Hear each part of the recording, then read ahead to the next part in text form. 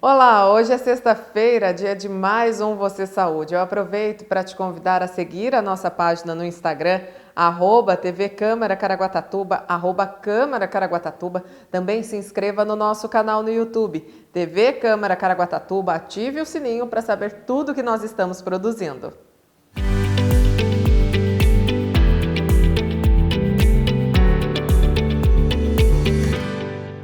O tema de hoje é o transtorno do espectro autista.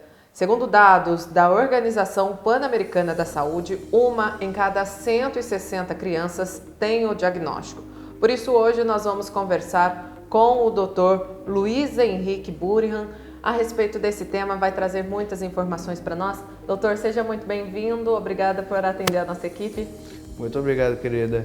E muito obrigado também a todos os telespectadores que acompanham a transmissão. E vamos hoje discorrer sobre um tema muito importante, sobre o transtorno do espectro autista, que em essência não é uma patologia, em essência é uma personalidade do paciente. É isso que eu ia perguntar para o senhor, né, para a gente entender o que é então o TEA, né, como é chamado, o transtorno do espectro autista. Vamos começar primeiro pela definição. CID-10F84, transtorno do espectro autista. A gente vê que é um espectro, porque ele inicia de graus mais leves e vai se agravando. Dos graus mais leves, aonde não é uma patologia, aonde é uma caracterização do paciente, que ele apresenta uma personalidade, vamos dizer, um tanto mais fechada, mais reclusa. Mesmo sendo uma pessoa que deseja ter interação social, mas tem essa dificuldade de ter interação social, até mesmo a levar à exclusão social, até a dificuldade do aprendizado e até mesmo tendo a incapacidade em outros aspectos, até mesmo a incapacidade da independência. Como que é feito o diagnóstico da criança ou da pessoa com transtorno do espectro autista, doutor? É através dos sintomas, de uma anamnese? O diagnóstico é essencialmente clínico. Essencialmente clínico. Não há nenhum exame, nem de imagem, nem laboratorial capaz de identificar. Então é totalmente dependente do profissional capaz de identificar os sinais do paciente e dar o diagnóstico. O primeiro sintoma, o primeiro sinal que a gente diz que é bastante evidente, característico, é o atraso na fala. E, além do mais, a não interação com as outras crianças, como se o autista estivesse numa bolha invisível, uma barreira invisível entre ela e outras crianças. Ela tenta interagir com as outras crianças, mas ela não consegue, porque ela está numa bolha invisível. O senhor falou dessa questão do atraso na fala, né? Os pais precisam ter atenção quando a criança apresenta essa questão do atraso na fala, porque muitas vezes a gente ouve, né? Os pais, mas ele está andando, ele já está correndo, mas está em preguiça de falar, ele está com preguiça de falar. Isso não é normal? Bem, não é normal dos pais, porque primeiro de tudo, é preciso ter amor. Porque o autista, ele é muito carente do amor, ele é muito carente do afeto. Então, primeiro de tudo, o pai precisa ter amor à criança, e o amor vai desenvolvendo um comportamento de aceitação, de adaptação. E nisso que a criança, ela acaba se tornando independente. Então, por mais que a criança ela tenha essa dificuldade de interação social, no atraso da fala, ela ainda mantém as outras funções preservadas. No caso das crianças, o diagnóstico ele acaba sendo mais fácil ali entre os 2, 3 anos, que começa a ficar mais perceptível essa questão dos sintomas, ou antes já é possível perceber alguns sinais, doutor?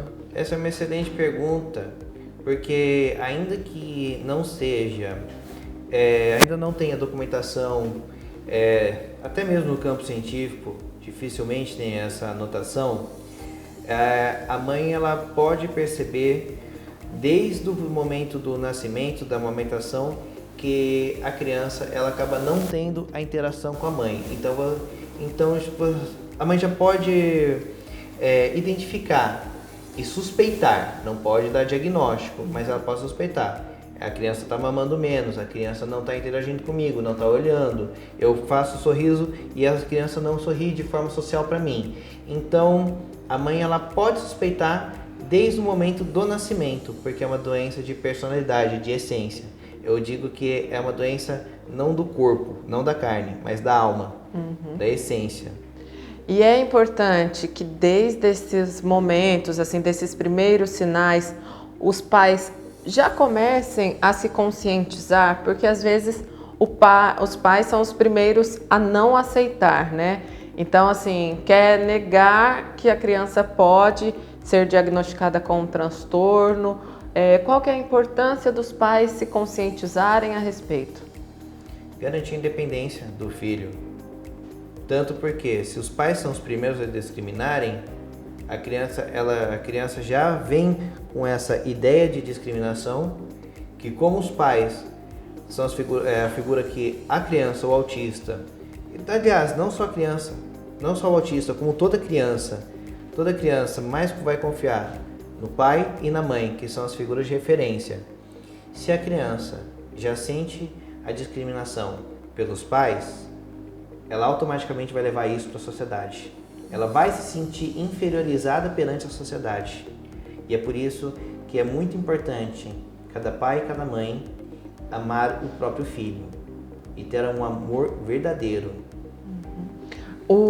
A pessoa autista, né, ela precisa de um tratamento especial, digamos, de uma educação especial diferenciada, ou quando diagnosticada ainda cedo, ela consegue se desenvolver a ponto de não precisar ter algo ali diferenciado?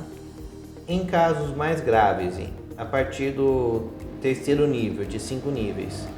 Mas, vamos dizer um pouquinho, por ser uma doença de personalidade, de essência, o autista, ele tem a capacidade do próprio aprendizado. Muitas vezes, a maioria das vezes do autista nível 1 e 2 são autodidatas.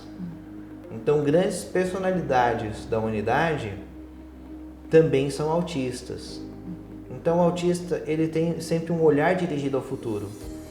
O autista, ele não adere ao sistema educacional massivo, que você tem que aprender porque você tem que aprender. Não, porque o autista ele é questionador. Por que eu tenho que aprender? Por que eu tenho que aprender isso? Olha, você tem que aprender isso porque isso é importante para você, que isso vai lhe dar capacidade da sua independência, da sua autonomia perante a sociedade. A pessoa autista, ela também normalmente tem um hiperfoco, né? Principalmente nessas coisas em que ele mais se interessa, como que é? Justamente no que ele mais se interessa, é justamente o hiperfoco. Vamos dar um exemplo para o telespectador ele conseguir compreender a realidade do autista. Se, por exemplo, o autista ele se interessa por um determinado tempo, por exemplo, café. Ele vai olhar para o café, ele vai falar, olha, do que é feito café? Ah, o grão. Ele vai querer saber qual é o grão, arábica, se é Colômbia. Ele vai querer identificar o grão, o torramento. Então, tudo sobre um determinado assunto, o autista ele vai estudar e de forma profunda. Ele vai se aprofundar em tudo aquilo que se interessar. Por isso que o autista ele não se adapta ao sistema educacional massivo. Ele tem independência sobre o próprio aprendizado. É por isso que não é uma doença, porque ele tem autonomia. Doutor, o senhor falou a questão dos graus, né, que vai de 1 a 5. O que determina, qual que é a diferença entre esses graus? O nível 1, ele é mais leve, é apenas uma caracterização de personalidade. Então ele não apresenta uma dependência e ele não apresenta também uma incapacidade social, por mais que apresente uma certa dificuldade social. E o que vai caracterizando? Vai sendo a perca da dependência, tanto a social, tanto do aprendizado, tanto mesmo até de funções básicas, como por exemplo, ir ao banheiro, cozinhar, se alimentar, sair à rua, se localizar. O transtorno do espectro autista, ele tem uma causa hoje definida, algum estudo que identifique o que causa? Muito dizem que é uma doença genética, de origem genética, mas não tem tanta relevância isso. Não tem tanta relevância, tanto porque nunca encontraram um gene específico para dizer esse gene ele é característico do autista. Não. É uma doença relacionada à alma, é uma doença relacionada à consciência, à ciência do próprio ser. Então, a causa é da própria personalidade, do próprio id, então da própria essência. Sim.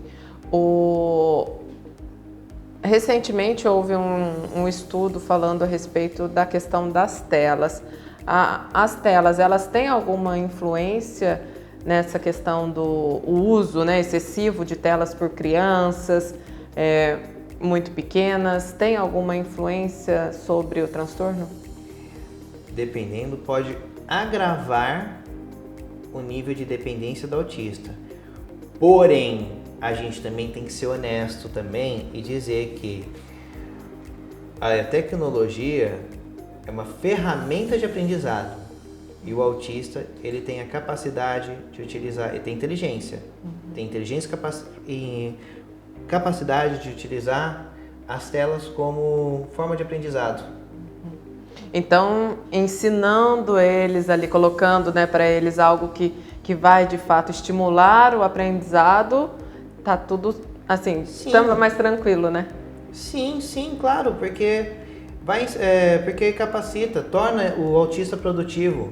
Tudo que mais o autista deseja é servir à sociedade.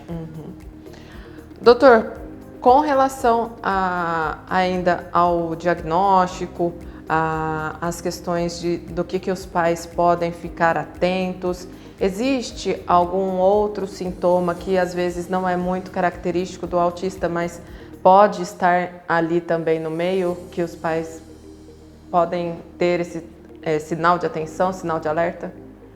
Olha, é muito importante a gente caracterizar desde o básico, fazer a nossa fundação bem feita para depois a gente levantar as paredes. Vendo que a criança ela tem dificuldade, ela tem atraso na fala, dificuldade de interação social, mas também o autista, isso é muito característico do autista, que ele tem uma preferência em organizar os próprios itens desde quando criança, enfileirar os carrinhos, enfileirar moeda, enfileirar lápis, tudo muito quadradinho, muito perfeitinho. Então, isso daqui é uma característica do autista, mas não é patológico. Ah, bacana. Agora é hora do nosso intervalo, nós vamos rapidinho para o nosso intervalo, daqui a pouco a gente já volta conversando com o Dr. Luiz Henrique a respeito do transtorno do espectro autista. Não saia daí, a gente volta já. Estamos de volta com Você Saúde. O tema desta sexta-feira é o transtorno do espectro autista. Nós estamos conversando com o médico Dr. Luiz Henrique Burihan. Doutor, voltando a falar a respeito um pouco mais de questões relacionadas ao desenvolvimento do TEA, né, do transtorno do espectro autista. Durante a gravidez, tem alguma coisa que pode, algum fator que pode ajudar no desenvolvimento? Isso existe? Tem algum estudo? Essa é uma pergunta muito interessante, porque durante a gravidez, a mãe escuta. E tudo que a mãe escuta, ela transmite para o filho. Se a mãe escuta, até o que ela fala, ela escuta. A primeira pessoa que ela escuta é o que ela fala. Então, se a mãe escuta palavras de amor, a criança sente o amor. Se a mãe fala palavras de ignorância, a criança sente a ignorância. Já tem uma alma dentro dela. Então, são fatores comportamentais sobre o desenvolvimento da gestação. E com relação ao desenvolvimento do TEA? Normalmente, ele já vem ali da criança, né? A pessoa nasce ou ela pode desenvolver o transtorno do espectro autista durante a vida por algum motivo desconhecido ou alguma coisa? por ser uma doença de alma, ela já nasce. É da própria personalidade, é intrínseco dela. É da própria ciência, da própria consciência do paciente. Esse sou, o eu sou. Eu sou o antes do existir, de Isaías. Já fala que é da própria ciência da pessoa. Doutora, nós falamos um pouquinho no primeiro bloco a respeito da importância dos pais se conscientizarem sobre o que é o TEA, né? Mas a gente já viu casos também de pais, por exemplo, coloca o filho na escola, a criança está em idade escolar, ainda não havia sido diagnosticada com TEA, mas chega na escola, o professor, o diretor fala, olha, leva seu filho para fazer uma avaliação médica, a gente acha que ele tem algumas características do transtorno do espectro autista. O pai, ao invés de fazer, né, essa avaliação, levar a criança, prefere mudar de escola por não aceitar.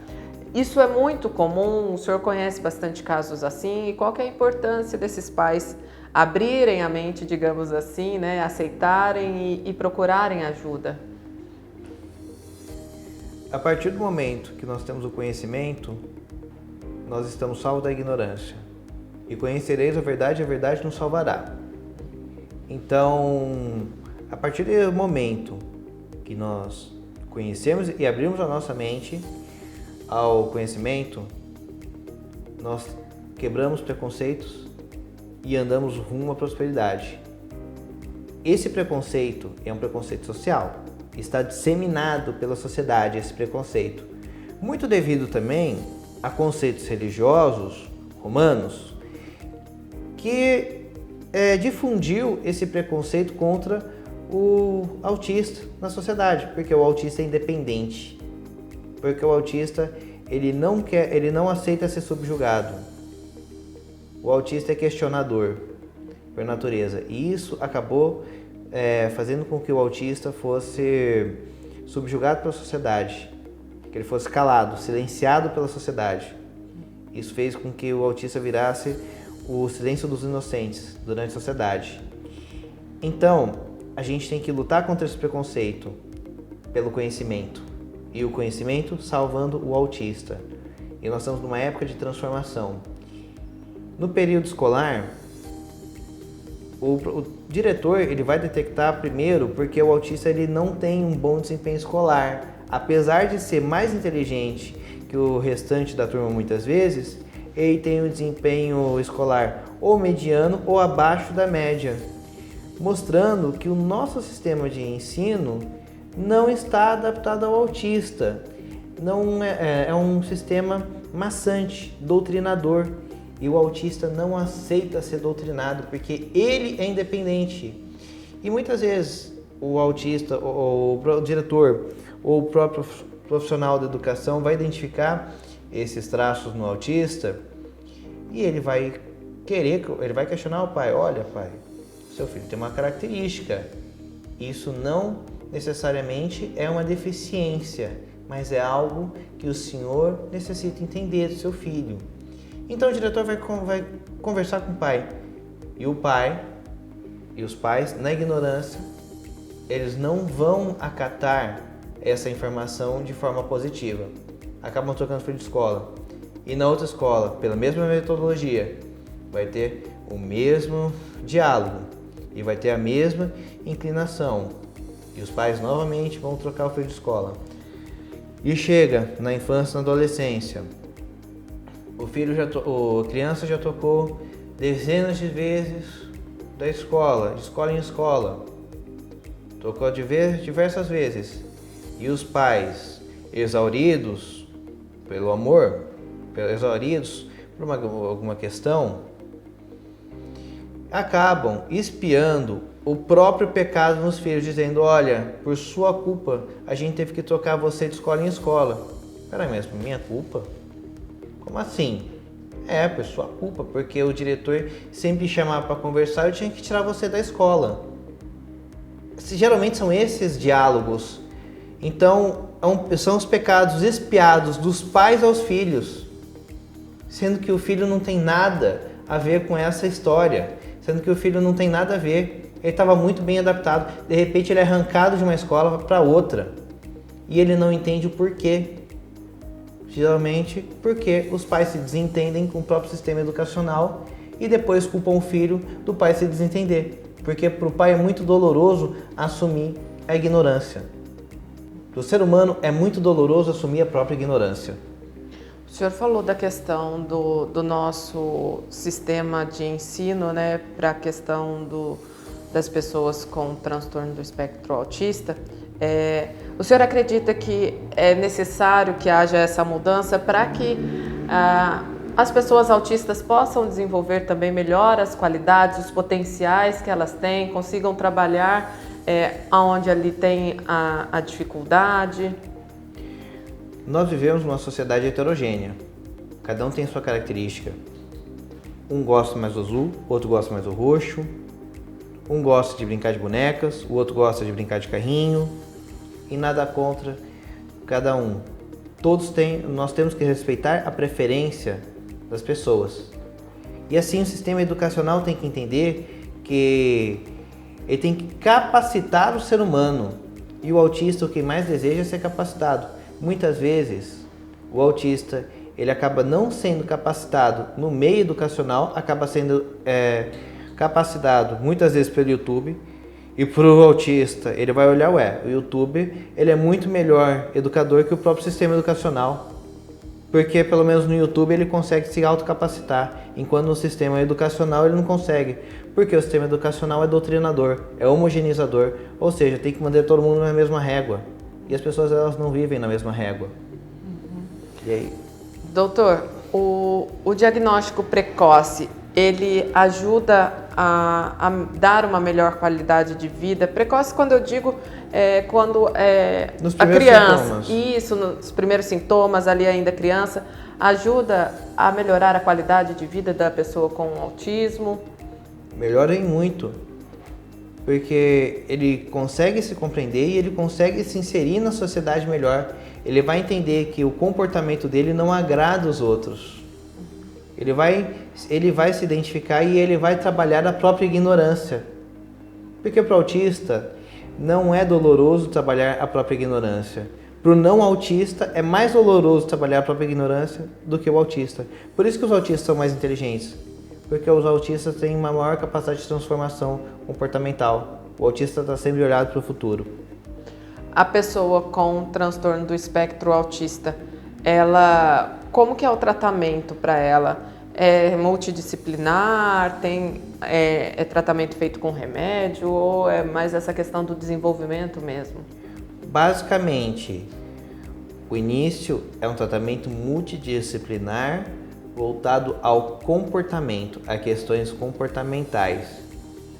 Depois, a gente vai em níveis mais situados, vai se iniciando um tratamento medicamentoso, mas em casos mais graves, em casos de maiores níveis de dependência, em casos de agressividade, de comportamento que tem agressividade, porque um dos fatos desfavoráveis ao autista é que o autista ele tende a ter uma maior agressividade em relação às outras crianças.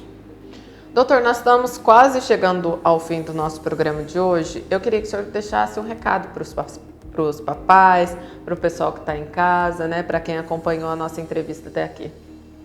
Então, eu vou me dirigir aos pais e a você, telespectador, que também se identifica com essa programação.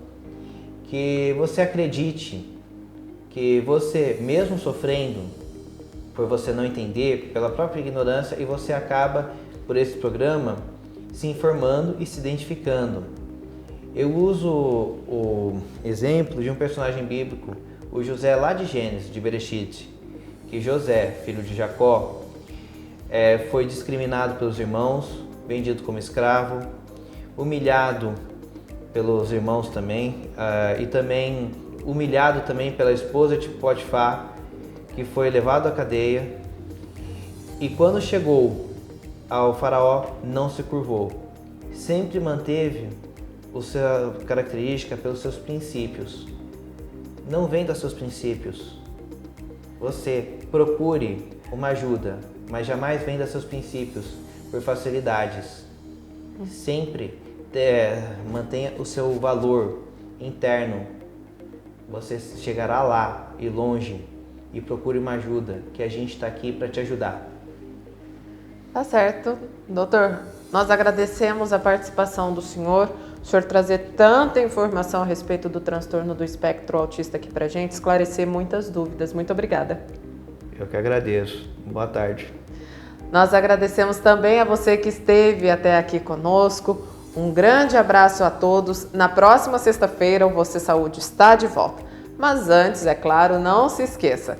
Siga a nossa página no Instagram, @TV Câmara Caraguatatuba, @Câmara Caraguatatuba. Também se inscreva no nosso canal no YouTube, TV Câmara Caraguatatuba. Ative o sininho para saber tudo que nós estamos produzindo por aqui. Nós nos vemos na próxima sexta-feira. Até lá!